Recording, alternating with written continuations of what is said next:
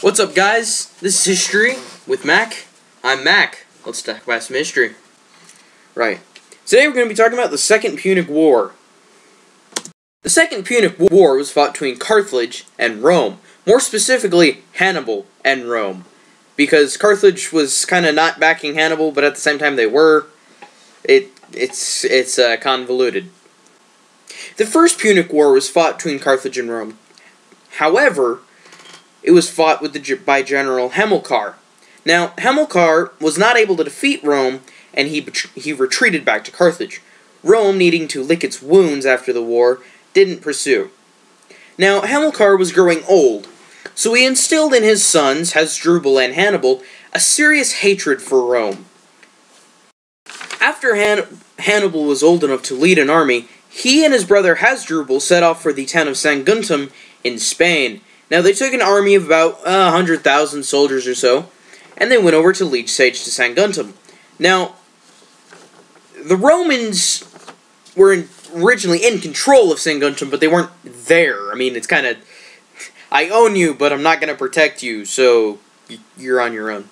So, they won, Hannibal did, and he, funny story about that siege, by the way, some of the citizens didn't know Hannibal and Hasdrubal's intentions, so they just kind of offed themselves. So, yeah, they're like, I don't know if they're here to torture us, rape us, we might as well just, fall on our swords. So that's how Hannibal won, is because most people killed themselves. So that's lovely. Anywho, after this, Hannibal knew that he would need this as a base, in case, God forbid, something happened, like someone kills all of his soldiers, because, that could happen. It's not likely, but it might. It happened. So, he left about 20,000 soldiers in Saguntum with his brother Hasdrubal, so that he would have backup or an escape route. As long as they're alive, that might come into play later. Just remember that. They're all gonna die. So anyway, he then took the rest of the army, the 80,000 or so, and traveled north on the Rhone River.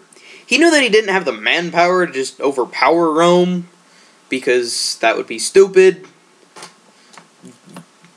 80,000 guys isn't going to take out an army of 300 or 500,000. It's not going to happen. You weren't 300 Spartans, you're 80,000 Phoenician warriors. Anywho, so he knew that he would have to be very tactical with his fighting. So when he reached the Po Valley, there were some things he didn't consider when he was planning this whole shindig. One of which was diseases. The other were that the Gallic tribes of the area kind of liked Rome and didn't want Rome gone. So they attacked Hannibal's men. So by the time Hannibal actually reached a battlefield against the Romans, he had only about 30,000 troops. Now, of course, he also had his war elephants, which were African elephants that were fully armored. You can imagine those would be kind of effective. Don't tick off an elephant, just don't. Especially if he has full armor, and it's not a good idea, as the Romans found out.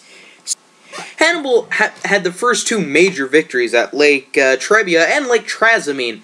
Funny story about Lake Trasimene. There were not very many people there. There were perhaps 100,000 Roman soldiers. The same at Lake Trebia. See, because most of the army was, doing other army things, building barracks, digging an aqueduct. I don't know what they were doing. But they weren't there. They weren't bothering with Hannibal. They thought, throw a couple 100,000, not a problem. What about those elephants? What elephants? He has war elephants. He does? Yeah.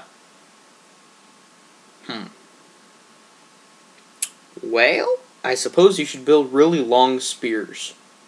You really think that's the answer? I don't know. I don't care. Just send the new people.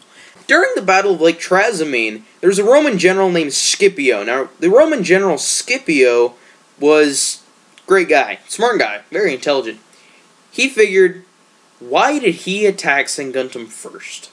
We weren't there. It wasn't a stronghold. It wasn't anything important to us. So why would he waste the time to go take it? Perhaps he left, oh, I don't know, 20,000 soldiers there as a escape route. Don't know if that's what he was thinking, but seems logical to me. Anyway, so he decided, hey, since we know where they're going, let's go around them and go back to Saguntum and see what's going on. So Scipio led an army of, 100,000. 100,000 that were missing, mind you, from the other fight. And he led them up to Saguntum, where he found Hasdrubal and 20,000 soldiers. Look at there, here's a surprise. So he quickly just destroyed all of them, and then started heading back to Rome. And after the victory at Lake Trasimene by Hannibal, he decided they were just going to camp out the winter. Don't want to... No one really likes fighting in the winter. It's cold, and you have to get up, and you have to move around. It's just not fun. War is very fun. I don't know if you know that or not. Scipio sent some people just to harass Hannibal's troops every once in a while during the winter. No big deal. No one was in a hurry. Spring would get there eventually, and then Hannibal would die, according to Scipio anyway.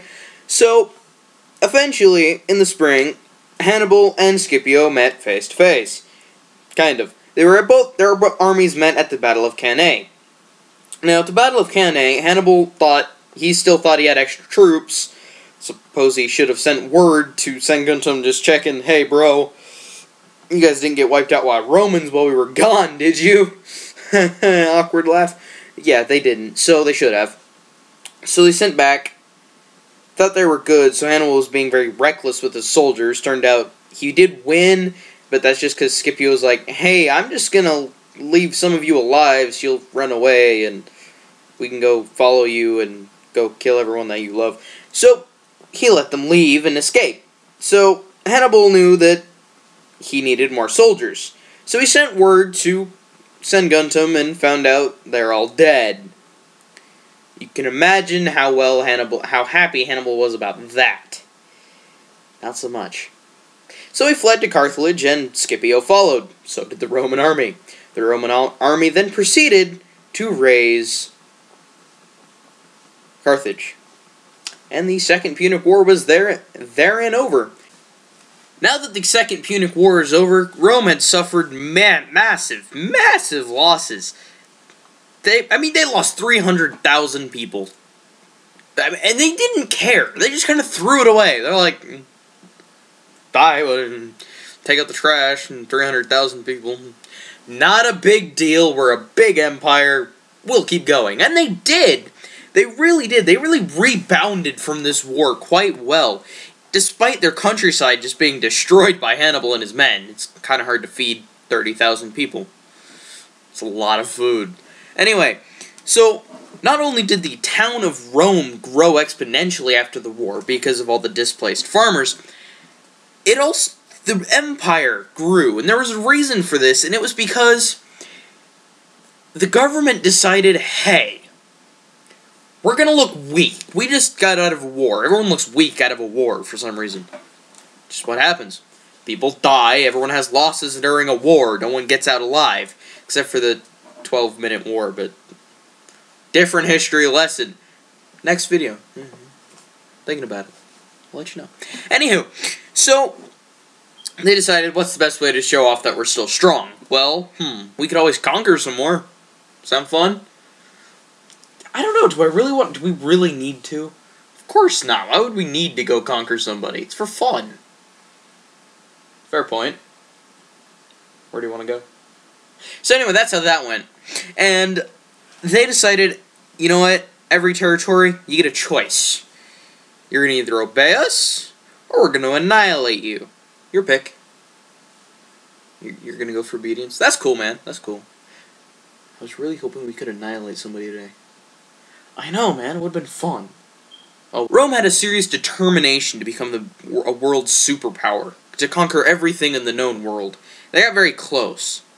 Now, there's a reason they were so successful in all their conquering. Their soldiers fought under this motto, Senatus Populus Cui Romanus, which translates into, for the Senate and people of Rome. This really shows off what Rome was all about.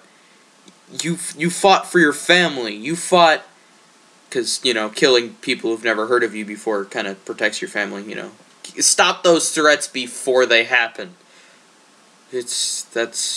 Yeah, you're guilty until proven innocent. Get used to it.